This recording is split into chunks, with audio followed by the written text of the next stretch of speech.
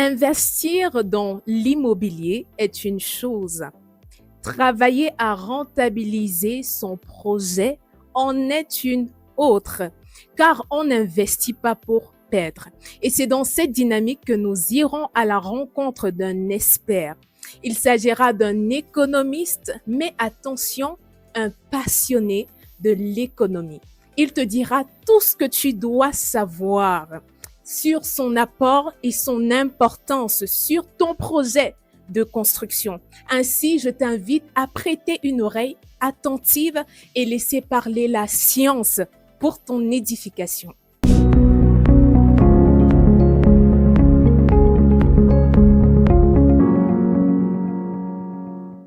Bonsoir, Monsieur Kevin. Bien sûr, c'est un plaisir de t'avoir ici. Merci d'être là. Et je crois que cette interview regorgera d'un savoir énorme. Pour un départ, est-ce que tu peux te présenter pour ceux et celles qui ne te connaissent pas encore? J'aime souvent dire que pour me connaître, tapez mon nom sur Internet, sur Google. Vous pouvez utiliser mon nom, Kevin Diensu. Je suis coach, formateur, je suis enseignant d'université. Je suis en même temps enseignant de la parole de Dieu. Je suis en même temps chantre. Je suis en même temps formateur de musique, professeur de musique. Je suis en même temps entrepreneur. Je suis en même temps père de famille. Je suis en même temps fils.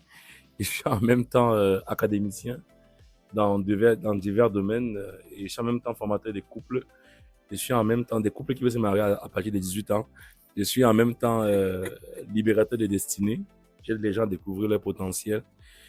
Et j'aime beaucoup plus le domaine du son ou bien de la création de richesses. Voilà. Wow. Il y a tellement de casquettes ici que vraiment, on risque de se perdre, vraiment. C'est comme un labyrinthe. Mais ce qui est vraiment captivant dans ce que tu as dit, je pense que c'est vraiment la fin là. C'est vraiment cette partie de recherche, création de richesse qui nous intéresse beaucoup parce que là, nous allons parler de l'économie et c'est cette casquette de toi qui nous intéresse fortement. Et nous aimerons savoir, c'est qui un économiste en réalité? Un économiste, comme le dit la science économique, c'est quelqu'un qui travaille sur les procédés de consommation, de production et de répartition de la richesse. Parce que l'économie s'intéresse à ce qui est comment consommer, comment produire et comment répartir ce qui a été produit. Et l'économiste, c'est l'acteur qui s'intéresse à, ou qui mène une réflexion, peut-être scientifique ou une démarche pédagogique et méthodologique qui vise à comprendre comment il faut consommer, produire à partir des ressources rares et en même temps répartir ce qui a été produit pour la satisfaction du plus grand nombre. Ah ça, vraiment, je sais pas si on se retrouve là, mais je pense que ces personnes-là qui pensaient que être un économiste, ça renvoie à quelqu'un qui connaît économiser. Vraiment, c'est d'office. Ça n'a rien à y voir. Ainsi, on va demander à notre expert quelle est la différence entre un économiste et un financier. Est-ce qu'il y a déjà une différence? Si oui, laquelle? Bien évidemment qu'il y a une différence, et la différence est déjà sur la terminologie ou les notions conceptuelles. La finance touche la gestion du patrimoine, le management des ressources internes de l'entreprise ou de la structure. Et l'économiste va au-delà de ça. Parce qu'on parle d'économie financière aussi. C'est une branche de l'économie. Mais à la base, l'économie, c'est beaucoup plus macro. Ça touche la production, la consommation de manière générale. Mais maintenant, ce que j'ai produit, comment je le gère? Ce que j'ai gagné comme richesse, ce que j'ai créé comme revenu, ce que j'ai engendré comme ressources, comment je le gère? Et là, on parle maintenant de la finance, où on voit la gestion financière ou l'analyse financière. Et là, ça se touche dans l'interne. Si c'est pour une entreprise, on parle de l'analyse financière d'une entreprise. Ça peut être pour une famille, ça peut être pour une association, ça peut être pour une ONG. Voilà la différence fondamentale qu'on peut faire entre l'économie et les finances. Ok. Merci vraiment, merci beaucoup.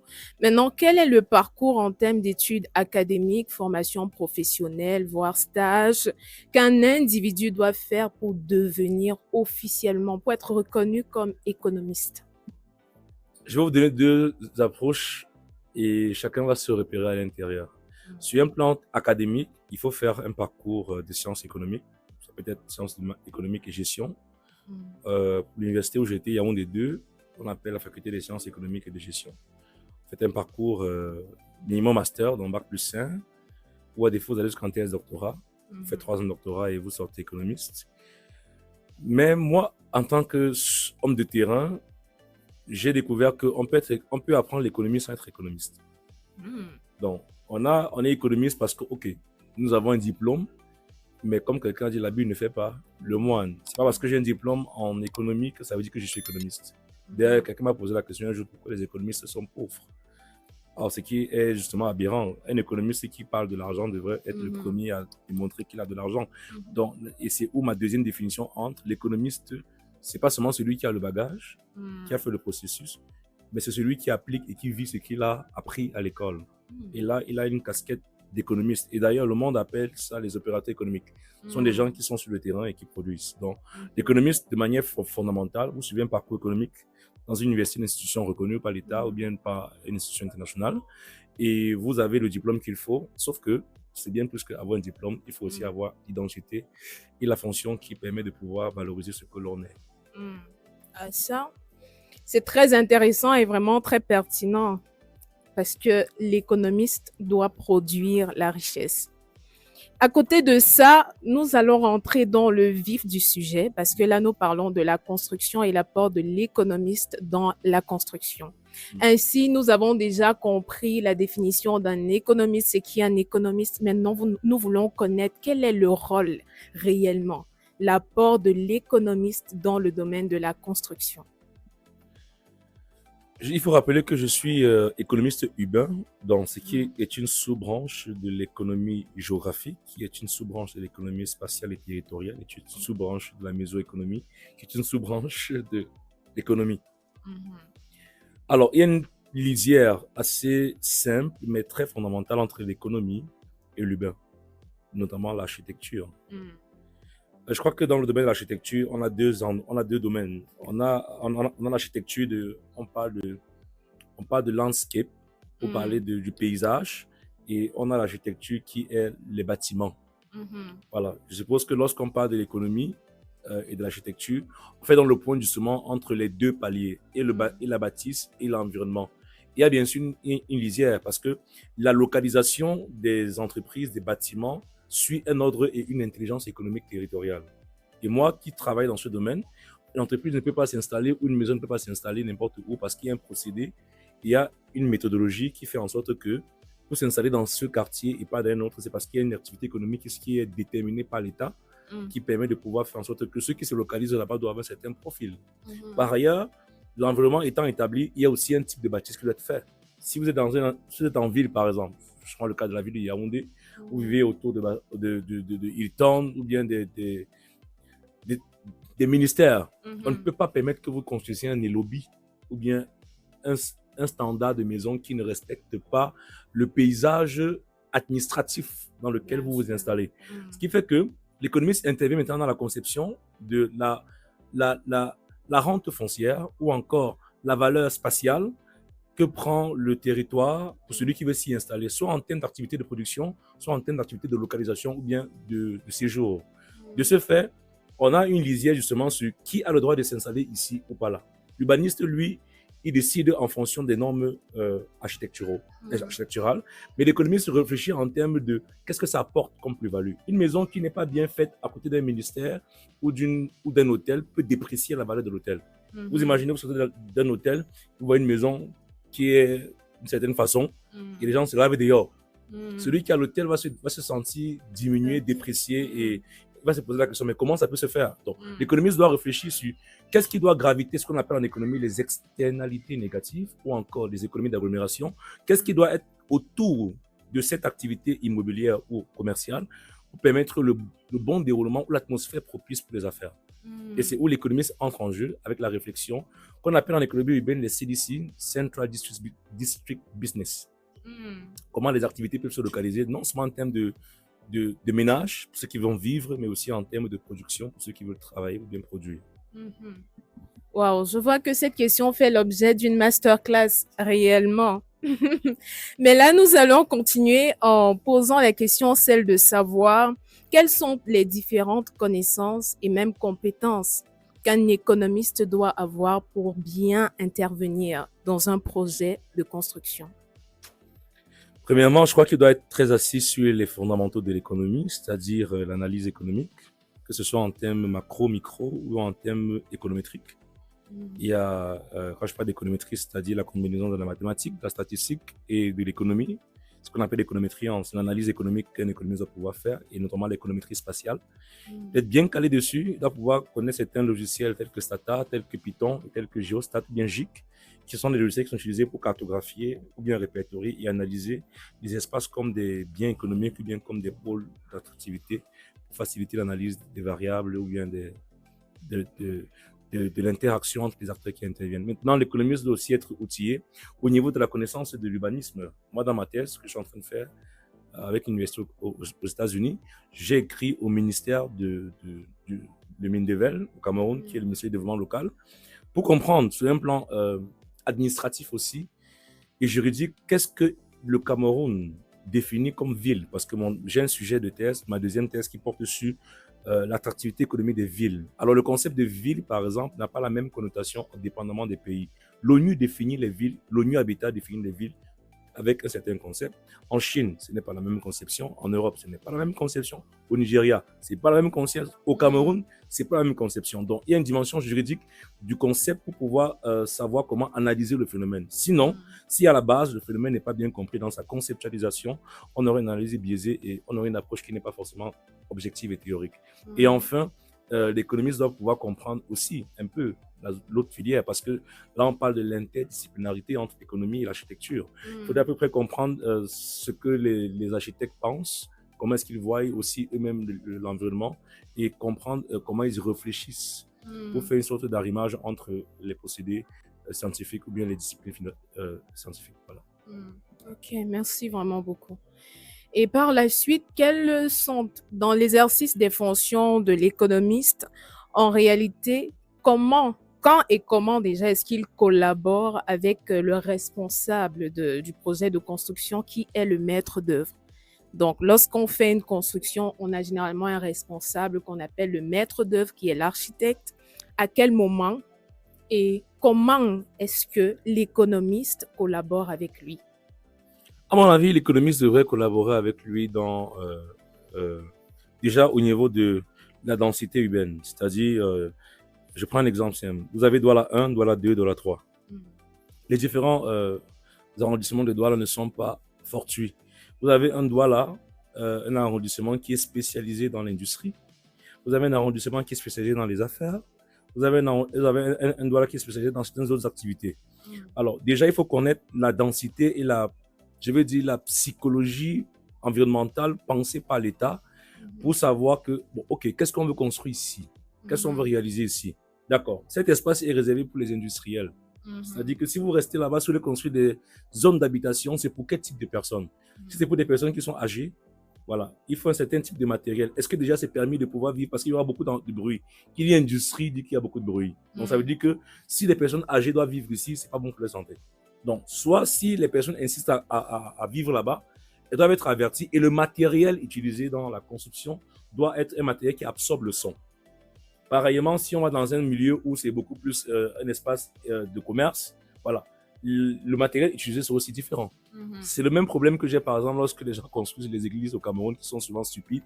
Les gens construisent des églises en tenant compte simplement des maçons, d'un architecte. Or, l'église est une association qui produit beaucoup de bruit, de son, comme les bars. Mais ce sont des bâtisses qui n'intègrent pas la conception sonore parce qu'elles produisent beaucoup de son. Et si vous prenez une église, vous passez à côté, vous entendez beaucoup de bruit. Effectivement, il y a du bruit parce que l'environnement n'est pas construit justement pour absorber le bruit qui est à l'intérieur. Pareil pour un bar, pareil pour une école. Donc, c'est pas parce que vous avez une activité, l'architecte doit pouvoir déterminer et imposer des normes selon l'activité qui sera réalisée. Si on veut construire une église, une école primaire ou un enseignement supérieur ou une maison, le matériel utilisé doit être proposé au consommateur selon son budget, mais il doit être imposé aussi. Proposé pour dire que, ok, si votre activité va générer beaucoup de bruit, voici les budgets de 1 à 0, de 1 à 5, et choisissez selon ce qui vous correspond. Mais il faut que le minimum soit ici pour que vous respectiez ce qu'on appelle la violation de l'intimité sonore. Voilà, ça c'est les éléments que l'architecte va pouvoir intégrer et que l'économiste va pouvoir proposer en fonction justement de ce qu'il veut réaliser. Deuxième chose, l'économiste doit maintenant pouvoir mesurer la rentabilité. Si votre activité ou bien votre bâtiment ou bien ce que vous avez réalisé en termes architectural doit être une activité qui doit produire des déchets, vous ne pouvez pas avoir la même construction que quelqu'un qui va produire une maison d'habitation. Si votre entreprise va produire des déchets, vous devez constamment peut-être un restaurant, peut-être un bar, ou peut-être une industrie qui va constamment polluer. Ça a des effets sur la santé. Et ça, c'est intégré en économie, c'est calculé, parce que ça affecte et ça crée des problèmes à la santé, notamment l'économie de la santé. Et ça, l'économie devrait maintenant avertir l'architecte pour dire que si vous ne canalisez pas suffisamment votre maison, voilà l'incidence que cela aura, voilà les répercussions que cela aura, et voilà les coûts que cela va engendrer. Non seulement parce que l'entreprise est à la course, et elle devra payer des indemnités à l'État pour pouvoir gérer ce problème qui est en train de toucher les populations environnantes. À mon avis, voilà de manière brève ce que l'économiste pourrait proposer à l'architecte en termes de partenariat. Et à quel moment est-ce que ces propositions se font? Ça se fait en amont. En amont, ça veut dire que l'architecte doit pouvoir consulter les différentes parties. Par exemple, comme j'ai dit pour le cas d'une église, si un chef de projet doit construire un truc, il doit appeler l'architecte, il doit appeler l'ingénieur de son, il doit appeler celui qui gère l'architecture de son intérieur. Il doit mettre toutes les parties ensemble. Les experts doivent communiquer entre eux. Ils doivent parler entre eux avant même d'engager un quelconque projet. Ce n'est pas juste la responsabilité de celui qui a le projet à construire. Non, lui, c'est le réalisateur. Mais avant, il y a des concepteurs. Et les concepteurs, ce sont tous les experts qui sont dans les différentes parties, dépendamment du secteur d'activité, mais aussi du produit qui va être réalisé. Encore que souvent, ce n'est pas le cas. Rares sont les économistes qui interviennent aussi pour... Et j'ai envie de dire aussi, est-ce que votre bâtiment sera, construit de telle façon que ça crée de la rentabilité? C'est-à-dire qu'on peut faire une maison a deux facettes. Vous pouvez faire une maison, c'est un bien de consommation. Dans la comptabilité, c'est un bien de consommation. Parce que la maison ne produit pas. Mais on peut faire de la maison un bien de production. En même temps, on décide que dans ma maison, sur mes 500 mètres carrés que je vais construire, je vais allouer un espace pour la réalisation de ça. Et l'architecte doit pouvoir savoir que, OK, et l'économie va pouvoir dire que, OK, si vous voulez faire ça, voilà que ça engage comme coût, voilà les répercussions, voilà les dangers, voilà les avantages. Est-ce que l'architecte peut réaliser ça? OK, d'accord. Merci énormément. Là, on comprend que l'intervention de l'économiste se fait durant la phase des études d'un projet.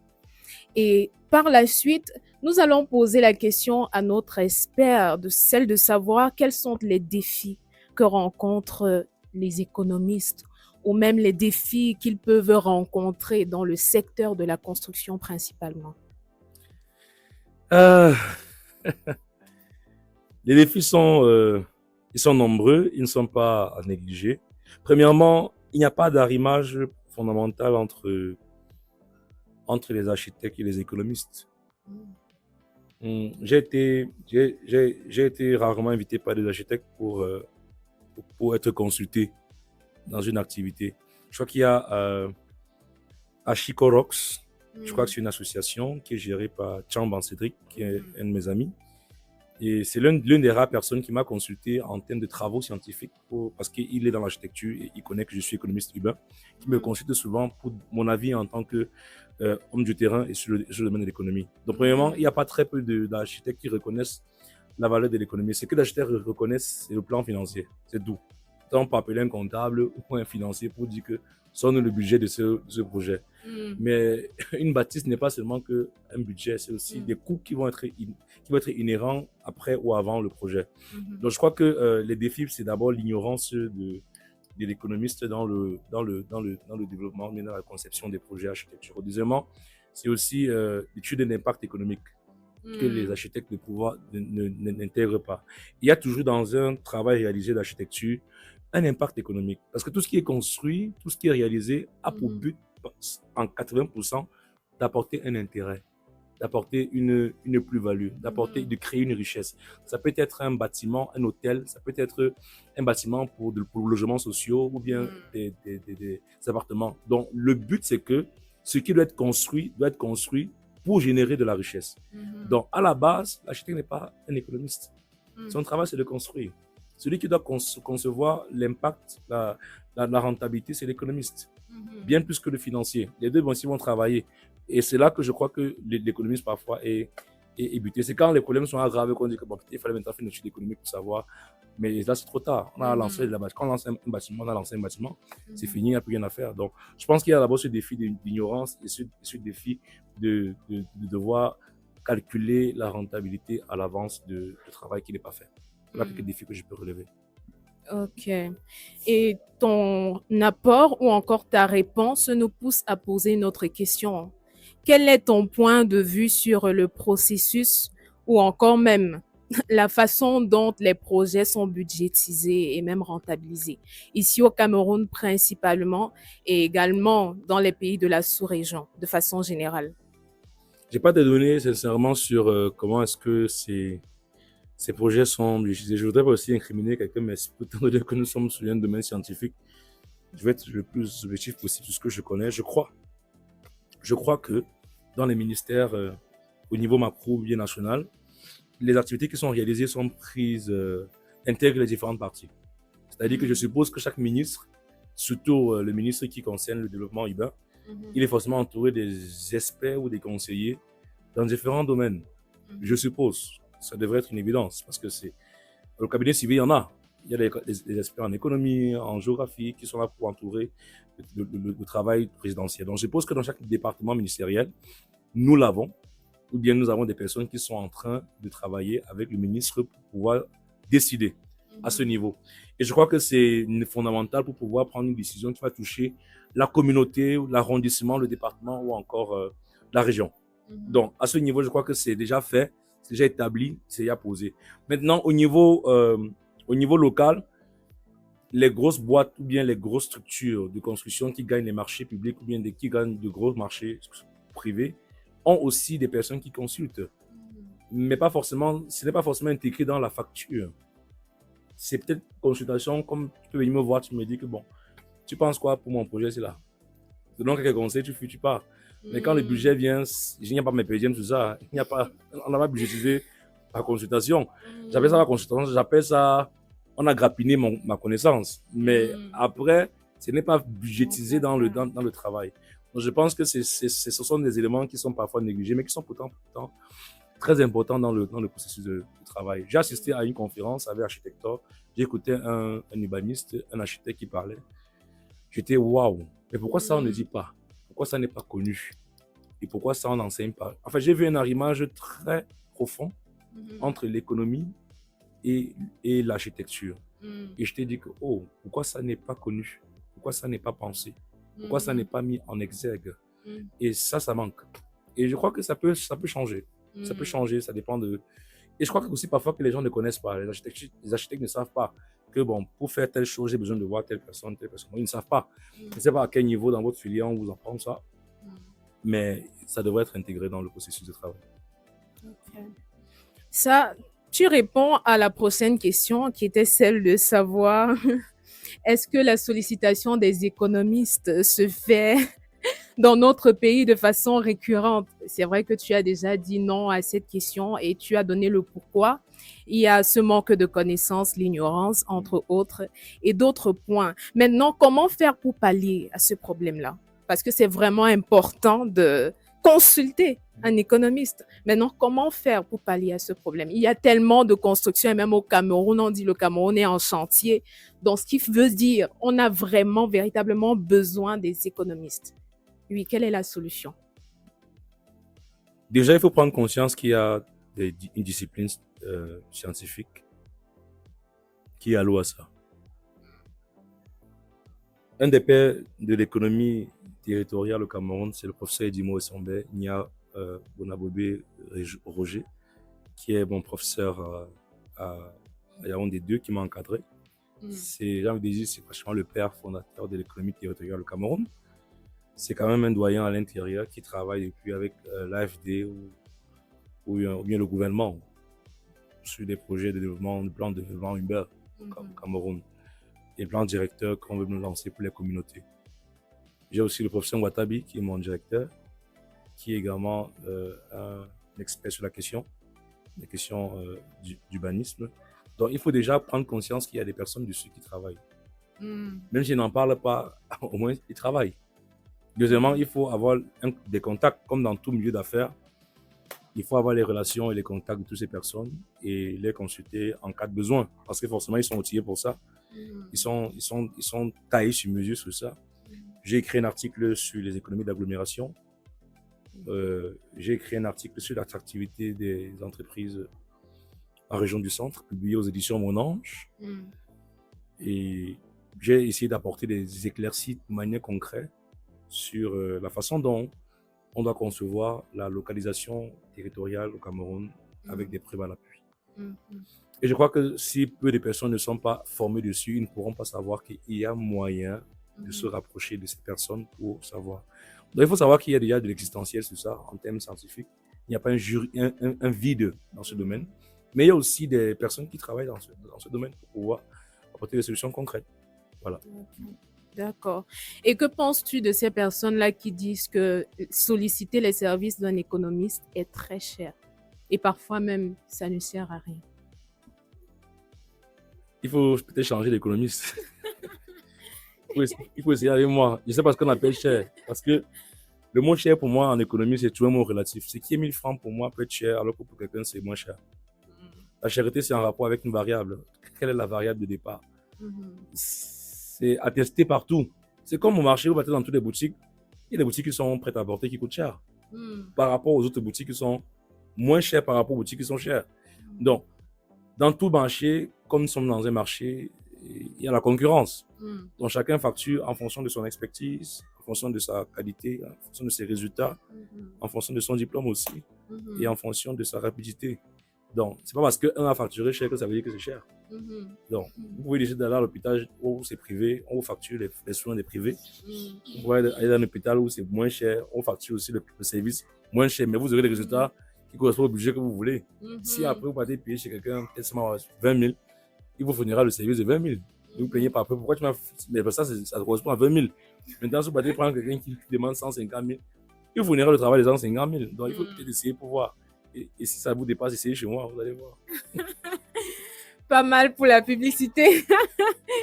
Ah, ceci me pousse à poser la question, celle de savoir quel peut être le coût ou encore combien, en fait, comment je vais signifier ça, s'il faut peut-être facturer les services d'un économiste dans un projet de, de construction, on pourrait dire en moyenne que ça va valoir combien? Je ne peux pas dire le prix ici sur Internet, ça peut dissuader une activité qui était proche du budget. Je ne sais pas non plus aussi donner un prix alors que quelqu'un voulait payer cher. Il y a ce qu'on appelle le coût d'opportunité. Il faut maintenant que je mesure, je jauge sur la discrimination des prix personnels pour savoir ce qui est approprié. Mais honnêtement, je n'ai pas la tendance sur le marché. Je n'ai pas la tendance sur le marché.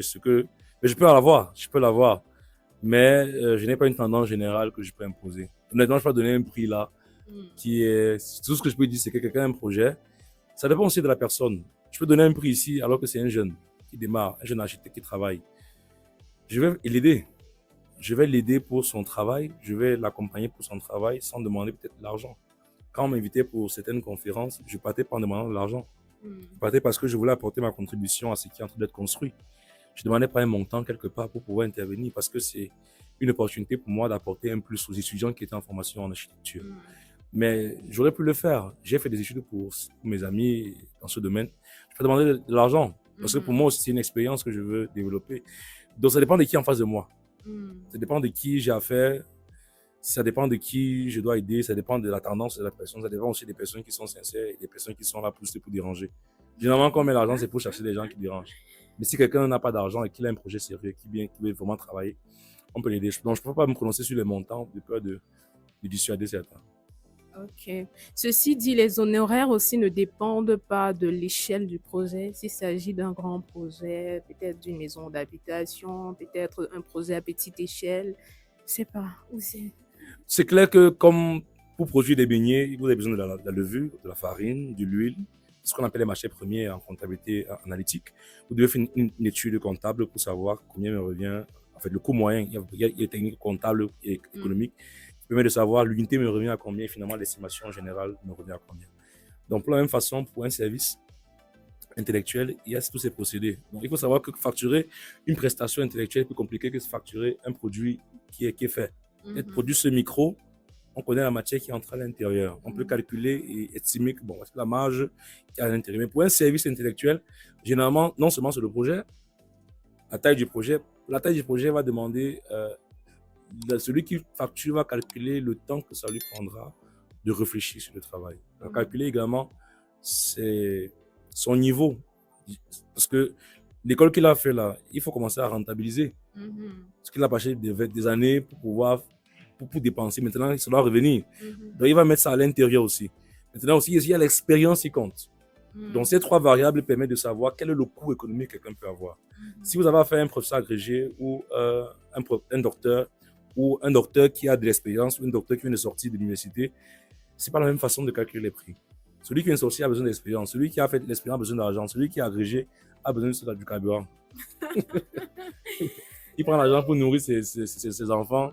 Il vous facture ça comme sérieusement, parce que c'est pas ça que... Donc, il y a tout ça qui compte. Donc, certains peuvent dire que okay, je supprime ma variable éducation. Je facture sur l'expérience. D'autres disent que je supprime l'expérience et l'éducation, je facture sur le projet. D'autres disent que je prends les trois. Donc, ça dépend de qui vous avez en face. Ça voudrait dire que les promoteurs seront maintenant à la chasse des professeurs agrégés, hein, parce que c'est le palier le moins cher, apparemment. Non, c'est pas le palier le moins cher. C'est pas le moins cher. Quand je dis que l'argent qui part là sur le carburant, ça veut dire que ça veut dire que ce qu'il est en train de prendre, ce qu'il vous facture, ça n'atteint pas la moitié de ce qu'il connaît. Mais il va commencer à vous donner, il vous fait une prestation peut-être quand on consulte un expert à la Banque mondiale, c'est pas moins de 2 à 3 millions. Peut-être pour une journée seulement. Peut-être pour 3 ou 4 heures. Oui, c'est pas moins d'un million. Et si ça voyager, ça n'a rien à voir avec son billet d'avion, son séjour, sa résidence, rien. Ça, c'est l'argent qu'on dit que prends, tu mets dans ta poche. Maintenant, les autres, c'est accompagné. Mais tout ça, c'est en fonction de son niveau de production scientifique, ses livres, son impact sur la science, son agrégation, ses publications, son encadrement. C'est tout ça qui compte dans la prestation intellectuelle qu'il est en train de fournir. Comparativement à un jeune chercheur qui a publié un travail pour se chercher. On va se payer son billet d'avion, c'est fini. Il va rentrer. Donc voilà. Ok, merci beaucoup. Maintenant, à quoi s'attendre si on manque de consulter les services d'un économiste pour un projet de construction? Attendez vos billes. Le pire, c'est quoi? Le pire, comme je l'ai dit en préambule, c'est réaliser un travail et après se rendre compte que la raison n'était pas fondée ou bien que la rentabilité aurait pu être meilleure. Je crois dans les normes que chaque espace devrait être catégorisé et cartographié et imposer une certaine norme. Quand j'étais en Égypte pour une conférence, la conférence ne se tenait pas au Caire, qui est la capitale principale. Se tenait dans une autre ville. L'Égypte a complètement dédié une ville pour les activités d'envergure. Et là-bas, tout est conçu pour pouvoir être un centre de loisirs. Et ils ont délocalisé même le centre administratif pour l'amener ailleurs. Parce qu'ils ont pensé la ville, ils ont pensé l'espace urbain. Vous partez aux États-Unis, vous avez des espaces uniquement pour le high-tech qu'on appelle par exemple la Silicon Valley. Vous ne pouvez pas partir là-bas si vous êtes administratif. Pour partir là-bas, il faut être un gars qui travaille dans les startups. Il faut avoir une très bonne expertise au niveau du Java, du Python, du script. Parce que là-bas, ce sont des personnes qui sont frais, qui peuvent travailler. On a dédié un espace urbain uniquement pour ça. Et ça, c'est parce que les économistes ont intervenu dans la conception et dans la production. J'ai parlé en journée avec un ami, docteur, pour dire que vous devez faire en sorte que la ville doit être pensée de telle manière que la ville produise et pas qu'elle consomme. Parce que la ville est comme un bien, c'est comme un ingrédient qu'on met dans un processus de production. Et si la ville n'est pas productive, elle bouffe du budget à l'État et tout le monde souffre. Inondations, embouteillage de tous côtés, mauvaise canalisation. Ça, c'est la ville qui est très mal pensée. Ou bien c'est des constructions qui sont très mal faites. L'économiste devrait dire que là, ne construisez pas parce que d'ici 10 ans, le sol va s'affaisser. Et ça, il faut anticiper. Et quand ça va s'affaisser, ça va créer des fissures. Ces fissures vont ouvrir des vannes et percer des tuyaux qui vont créer des inondations. Ces inondations vont fermer des pôles de commerce. Ces commerces qui sont fermés vont mettre les gens au chômage.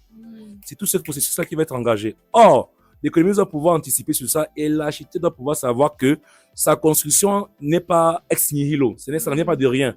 Ça intègre et ça rentre dans un processus commercial qui fait en sorte qu'un élément de la chaîne peut engager une crise économique qui va faire une crise sociale. Quand il pleut à Kennedy, toutes les boutiques sont fermées. Mais les gens peuvent être fermés à 15 heures alors qu'ils ont encore jusqu'à 18 heures. En 3 heures, un commerçant peut perdre des millions. Chiffre d'affaires. Ça veut dire que sa famille est handicapée pour ses études. Ses enfants sont handicapés pour ses études. Et ça, on ne sait pas. Juste parce que quelqu'un construit son immeuble. Et là, on est bloqué. Tout le monde est bloqué.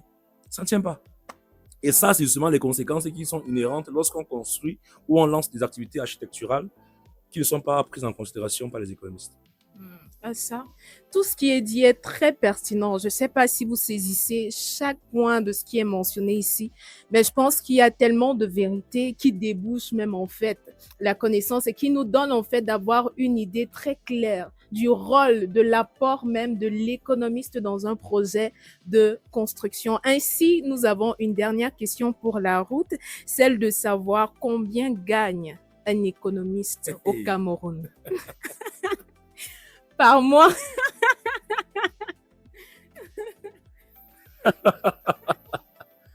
De quel économiste on parle? L'opérateur ou le professeur? De façon générale, hein, vraiment, c'est toi l'expert. Un enseignant en économie qui est recruté dans une université publique peut être au minimum à 200 000 de salaire. Maintenant, s'il est chargé de cours, il est maître de conférences, c'est-à-dire l'assistant de recherche, après chargé de cours, tout ça, ça peut monter à 300, 400. Ça monte, ça monte, ça monte. Maintenant, s'il donne des cours en privé, pour un docteur, c'est minimum 5 000 francs l'heure. Quelqu'un qui est déjà maître de conférence, ça peut être 7 000 l'heure, d'autres, ça peut être 10 000 l'heure. Alors, c'est pour ça que vous voyez que les professionnels sont en train de voyager, donnent cours. Maintenant, les productions, les projets qu'ils ont, qu'ils reçoivent pour lancer ou bien pour construire, parce qu'il y a maintenant des projets de recherche qu'on confie. La Banque mondiale fournit un projet de 200 millions et il doit réaliser ça peut-être en 6 mois. Dedans 200 millions, il doit peut-être avoir 20 millions pour l'équipe qui va travailler ou 50 millions, ils se répartissent l'argent. Donc, en réalité, vous devez savoir qu'un économiste a plusieurs casquettes. Il est consultant, il est chercheur et il est enseignant. Donc, les trois lui donnent l'opportunité d'avoir 3 revenus. Ça, c'est sans compter maintenant le fait qu'il puisse être un opérateur économique. Ça veut dire qu'il entreprend des activités à titre personnel, il lance des business. Donc, à ce niveau déjà, lorsqu'il a fini, lorsqu'il démarre sa carrière de recherche, il peut être chercheur et il publie, il va dans des conférences et il gagne des projets. Il peut être consulté dans des entreprises ou bien pas des cabinets ou bien pas des organisations mondiales. Et il peut aussi enseigner. Il donne des cours à l'université. Il est payé comme tout fonctionnaire ou bien comme tout encadreur d'un institut privé. Voilà. Donc, si quelqu'un est vraiment bosseur, il peut se retrouver au minimum avec 1,5 million par mois. Au bas mot. Si vraiment il bosse, il peut se retrouver avec 1,5 million par mois ou plus. Voilà. C'est pour ça que les gens aiment aller loin dans les études. Ça, je comprends très bien. Ceci dit, c'est la consultation qui est forfaitaire. La consultation est forfaitaire. Les grilles salariales des fonctionnaires, on les connaît déjà pour les gens qui travaillent à l'université, mais ils ne vivent pas souvent de ça. Souvent, ça, c'est l'argent qui entre dans les comptes. Ils ne savent même pas combien ça entre. Les scientifiques vivent beaucoup plus des projets et des articles et des consultations dans les banques mondiales, le FMI, les grosses boîtes. Ils aiment ça. On les consulte. Ils viennent là-bas, ils font... C'est court, c'est rapide, mais ça rapporte beaucoup. Voilà. Mais pour arriver là-bas, il faut vraiment être très bon. Il faut être convaincant et il faut avoir des preuves. Voilà. À ça. Eh bien, nous sommes parvenus au terme de notre interview. Merci énormément à notre expert. Merci pour ton ouverture. Merci pour toute la connaissance que tu as distillée. À ça, vraiment, il fallait s'y attendre. Et est-ce que tu peux dire un mot de fin pour clôturer l'interview? J'encourage tous les architectes ou toutes les personnes qui écoutent cette vidéo à prendre au sérieux ce qui a été dit. C'est une très belle aventure que vous êtes en train de faire, de pouvoir consulter et de poser des questions à plusieurs personnes. Je dis merci à toi de m'avoir consulté et d'avoir prêté ton micro chez moi. C'est un risque, parce que je peux te dire des bêtises. Ça t'engage. Je suis un jeune chercheur, je ne suis pas encore senior, je suis encore moi-même un jeune chercheur. Pas vraiment très très jeune, mais je suis jeune chercheur, j'apprends encore. Et je vais dire à tous ceux qui sont en train d'écouter ça que si vous écoutez pour nourrir votre cerveau, c'est pas pertinent. Mais si vous écoutez pour prendre des actions et des décisions nouvelles, vous aurez fait du bien à cette émission. Et vous aurez été de bons followers, ou bien de bons auditeurs et de bons spectateurs. Voilà. Waouh! Ça, c'est un puissant mot pour la fin et j'espère que vous avez très bien saisi et vous allez vous mettre à l'école de la pratique pour pouvoir produire des résultats conséquents. Sur ce, je vous dis merci énormément et merci encore à notre expert.